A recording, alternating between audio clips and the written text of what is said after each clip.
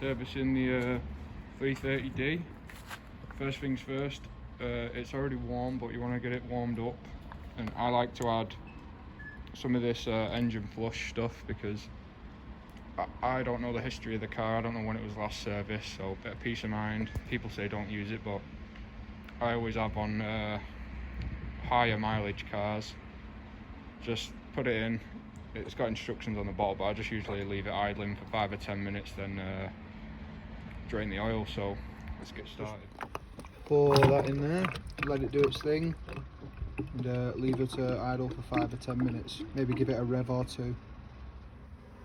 Right, we let it idle for a bit with the engine flush in. Now, while we let the engine oil cool down a bit, you know, so we don't scald ourselves, gonna do the air filter and the fuel filter over there.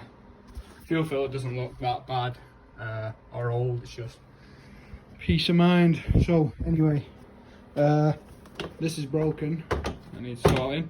I'm just gonna start taking off bolts and find out how that comes off. Housing of the filter and one there. This one seems to have come off. I'm not sure, it's missing a few at the back or something, or it's just made like that for easy access. We can see the state of the filter there, pretty grim.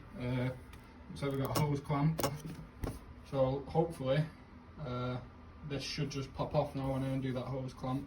Well, filter's out. Make sure you clean out all this crap in here. I'm just going to give it a quick hoover. There was some bolts at the back for this filter housing. Someone had done me the favour of leaving them loose though, or not screwed in, so I'll be sure to put them back in when I'm done. Let's get the new filter in now. It's got a hose clamp around it. I'm not sure that's supposed to be there, but it can't do any harm, so we'll put it back in. Right, and there we have it, it's in. Tried to minimise the amount of dirt that I got on the actual filter itself. This is actually a K&N, which is nice, but I mean, I guess it's not needed. We're not chasing big power or anything.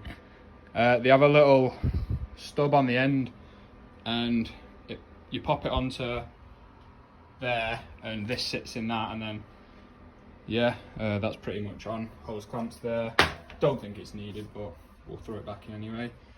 Now we've just got to slide this cover back in, bolt that down, which is a bit of a pain in the arse with the strut bar in the way. But let's do that and then we'll get on to the next job. Right, so that's back on. This intake piece kind of slides in at the back there. It's held in with a bolt there. And this is giving me quite an annoying rattle because it was already broke. So these kind of like slip in under here and are supposed to be held by them. It's not really working, so I'm gonna have to figure something out. I might just have to bodge it up and run a wood screw through it or something, because it's a really fucking annoying rattle. There we go, it's all back on. It's feeling quite solid. Hopefully it doesn't vibrate anymore. Yeah, a little bit of a bodge there, but I won't tell anyone if you don't. Now let's do the fuel filter. Right, to get this off, got a big Torx bolt there. That looks like it might need some WD. One hose there, and I think that's a clamp that's holding the filter in place. So yeah, plenty of WD on that, and then obviously watch what you're doing with this. When it's out, obviously take the plugs and stuff off of this one, but pour the diesel from that one in that one, or else you're gonna have fun trying to start it. This one was a bit of a bitch to get out. For some reason there was some duct tape wrapped around it. Not quite sure why, but anyway, fill this up as mentioned. Try not to spill it.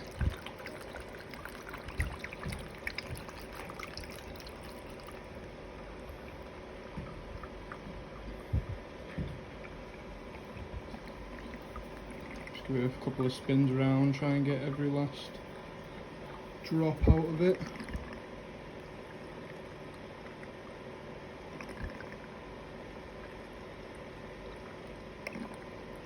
Yeah, I think that's the key, tilting it a few times.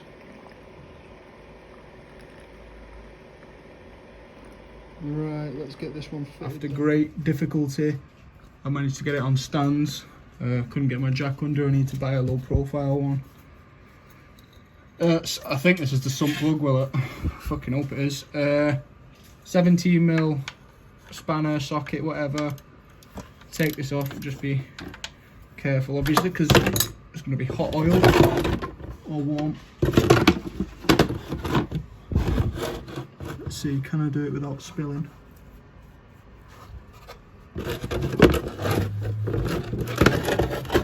This fucking stupid thing wasn't in the way.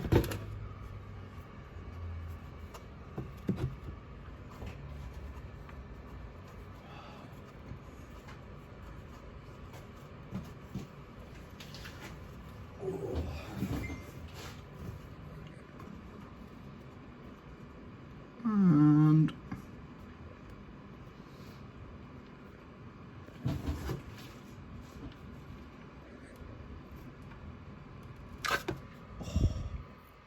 perfect. Oh, this one's got a magnetic sump plug. Just feel and make sure there's no fucking crunchy bits on it. And we'll let that drain out. Filter, you get a new washer. Make sure you put that on and clean off your sump plug and stuff. Make sure there's not two on there. Oil's out and disposed of. Safely, yeah, definitely didn't go down the drain. Oil filter here. I'm not actually sure what size socket it is, but I'll tell you that this random 1 7/16" socket fits. So yeah, let's get this out. Got this out. You're going to want to pull this paper cartridge filter out, put the new one on, and then you'll see there is an O-ring. Got a new one in the box, so you might as well take that off. Put a bit of oil on the new one and pop it back over, then you put it in and you definitely tighten it up to 25 Newton meters or until it starts to go loose again.